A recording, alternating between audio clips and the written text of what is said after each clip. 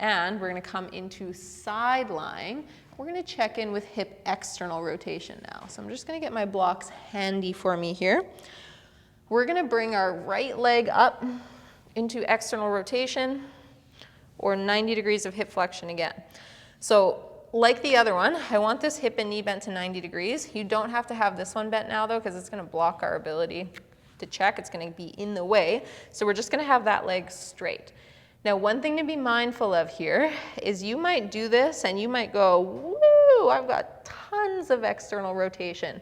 But right now I'm sagging through my right side here and my ribs are pretty close to the ground. So one way that we can make that more honest is think about getting long through your left leg. So notice how my left foot's sliding away from me and that causes my ribs to come up. So if I also push through my right elbow to create space between my ribs and the ground, my right abdominal wall is going to engage. That's going to take my pelvis out of that saggy position. And if I try and rotate from here, I can't get as high as I can down here when I let that leg slide back and I let those ribs sag down. So just make sure we're getting a more true picture of what do you actually have for external rotation. So hip at 90 degrees, make that leg long, press through your right elbow, get those ribs up, and then you're gonna check, okay, if you spin your thigh outwards, how high can you get your foot to come up in the air? And that is now external rotation. So we checked internal rotation previously, now we're looking at external. Do make sure as well that your leg isn't coming up off of the ground like this, nor up towards you like this. So imagine you've got a rod going right through that knee into your hip. You want to spin on that rod and you can use your other hand to monitor your pelvis, monitor your ribs on this side to make sure that as you lift you're not getting saggy. And you're just going to go through a few rotations for me and see, okay, what do we have for active hip external rotation? Then we're going to check, all right, so that's our active mobility. What's our passive flexibility like? And is there a big gap there?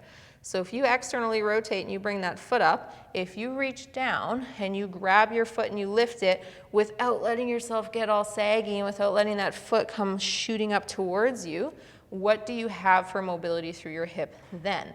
And that gives you a picture of your passive flexibility. Now, if you're like, I can't reach my foot, then you know, okay, so we're probably pretty limited. If you're way down here, you'd have to kind of flex yourself to get up. So you might have to loop a towel or a band or a belt or something around your foot to get a feel for it. And then we know again, what's your flexibility versus your active mobility, and is there a big gap? To get ourselves into a position where we're going to start to address these things, it's going to be quite similar. So what I'm going to do is I'm going to keep that leg long, I'm going to press through that elbow, keep those ribs up, I'm going to check my active range of motion, I'm going to bend my left knee, and I'm going to walk that leg up to walk my foot up a little bit higher to bring me into more external rotation, and then I'm going to stay here. And so now I'm in my passive external rotation stretch. I'm continuing to work on keeping my ribs and maintaining that space between my ribs and the ground without getting saggy and sloppy. If you really need to, if you've got shoulder issues, you're getting really tired, you can still come down into a side lying position and you can hit the same thing here. Just be mindful of what's going on through your pelvis and through your rib cage on that side. I prefer it up here because you can again keep that hand right in there and keep yourself really honest. But then what you're looking for is a stretch in your right hip. Once you've found that stretch in your right hip, you can hang out and you can use this as a passive stretch for that side now. We can then turn this into pails and rails as well, which we will. So our pails in this position is going to be trying to press through our left knee as if trying to rotate out of that position, but without moving at all. Our rails is going to be attempting to lift that foot up as if trying to externally rotate our thigh, but once again, without moving at all. So if this is really limited for you, if you're like, damn, I got a big stretch in my hip, or I can't get my foot up very high when I pull on it or anything, my active mobility and my passive mobility is both really limited there, then you'll probably want to hang out and stretch here. And if you're struggling to be here, you can flip onto your back and be doing your passive stretch here. Same position, see how much you have, bring that knee in, take it a little bit further. but it's harder to not let that leg swing out to the side. It's also harder to monitor what your pelvis is doing. So it's easier for your pelvis to end up moving when doing it. It's harder to keep track of what's going on that side as compared to this kind of side position that you're in right now, or that I was just in. But know that you do have other options.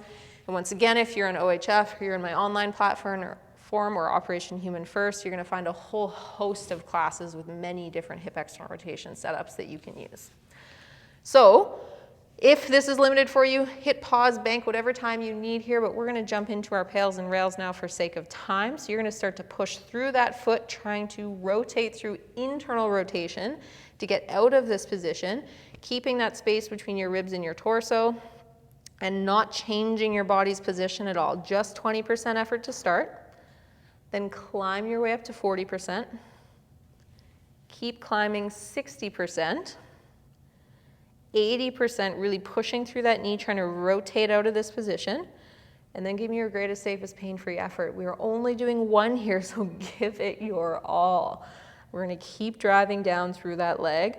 Don't ease up on me for another 5, 4, 3, 2, 1. Get ready. You're going to reverse now. You're trying to lift your foot off of that knee. Again, not letting your pelvis or rib position change, but you are now trying to externally rotate that hip deeper. Of course, you're not going to be able to lift that foot off, nor should you be able to, because you should be in your passive range of motion right now. But that's what you're attempting to do for another 5, 4, 3, 2, 1. Slowly relax, but stay here for me. Don't come shooting out of it. Bring your nervous system back down to a state of calm before you come out of this position.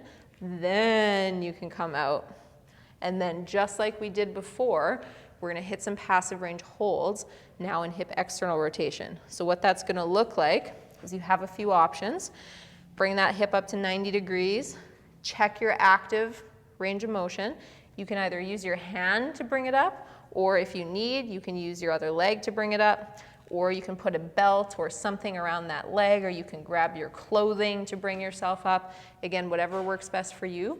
We're just going to hit a few of these, but I want you to try and keep them as honest as you can.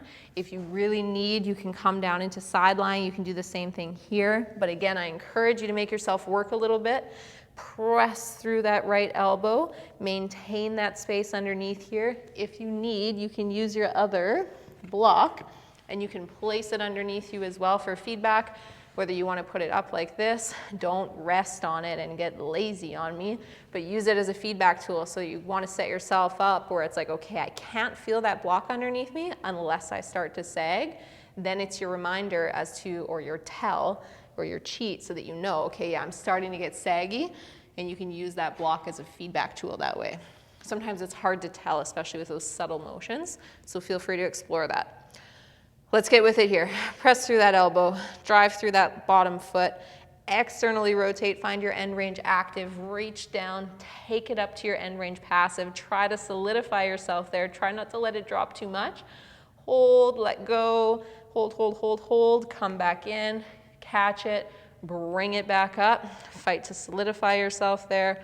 Hold, hold, hold, bring it back in, pull it back up, fight to maintain that space between your ribs and the ribs in the ground there, and maintain that hip position. Solidify, hold, hold, hold, come back in, take the slack out, fight to maintain it, hold, hold, hold, and parachute down out of it. Very good. And moving over to the other side, let's check. What do we have going on with our left hip external rotation? So we'll come back into that same position here on our left side now.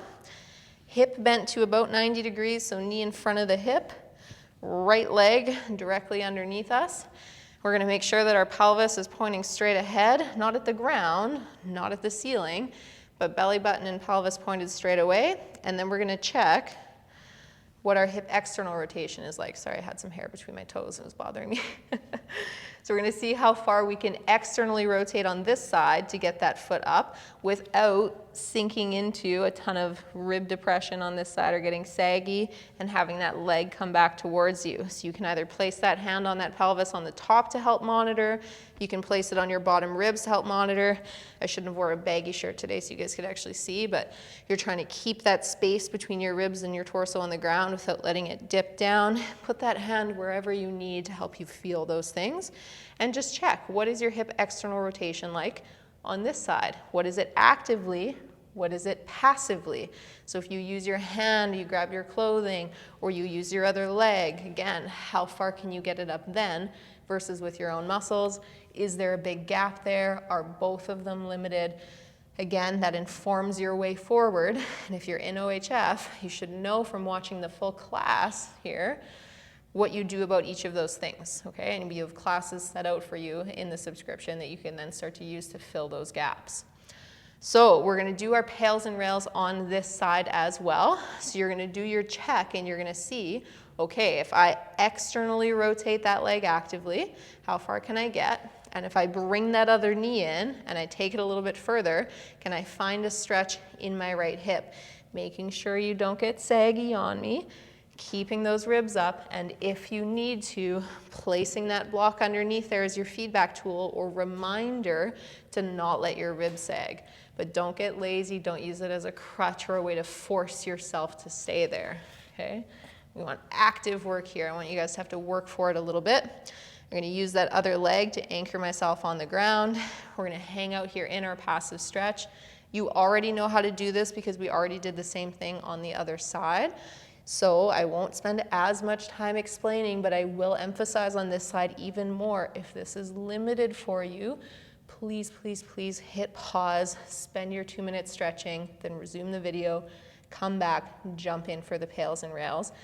Don't rush it along, okay? So I try to keep these videos a little bit shorter because I know that that's what people prefer. But with that being the case, I don't want it to be at the expense of you not getting in your passive stretching when you actually need it. So if you couldn't lift that foot very high and you can't get it very high with the other leg, or you feel a deep stretch in that hip, or you're nowhere near like 60 degrees of hip external rotation, please spend the 2 minutes here. Now, with this leg, we're gonna be driving into that foot for our pail. So you're trying to rotate out of the stretch, you're trying to internally rotate into the ground. Join me here, big breath in, 20% effort driving down, trying to rotate out of this position. Scale your way up to 40%. Find 60%, you're working a little harder. The other leg's working too, it might be tired. Find 80%. Greatest, safest, pain-free effort. Don't get sloppy on me. Maintain that space there. Keep your pelvis still. This is our last pails and rails, so give it your all. 6, 5, 4, 3, 2, 1. Now reverse, trying to make that foot lighter on that knee, trying to externally rotate, trying to use all that inner thigh meat, use that glute meat, and hold. Don't let those ribs sag. Keep that pelvis still for another 5, 4, 3, 2, 1, and then slowly relax. Don't come shooting out of it though.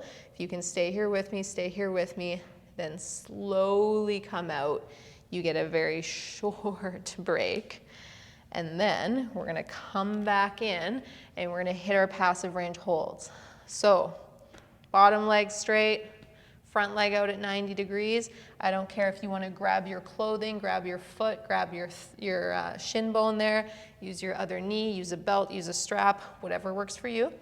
We're gonna prop ourselves up. You can feel my pec wanting to. I just did shoulders and pec before this, now I'm regretting it. Whew. I can feel it wanting to fatigue on me. We are gonna externally rotate, see what we have for active. We're gonna reach in, we're gonna pull ourselves into as much passive as we can. We're gonna fight to sustain that. Try not to let that foot fall too far.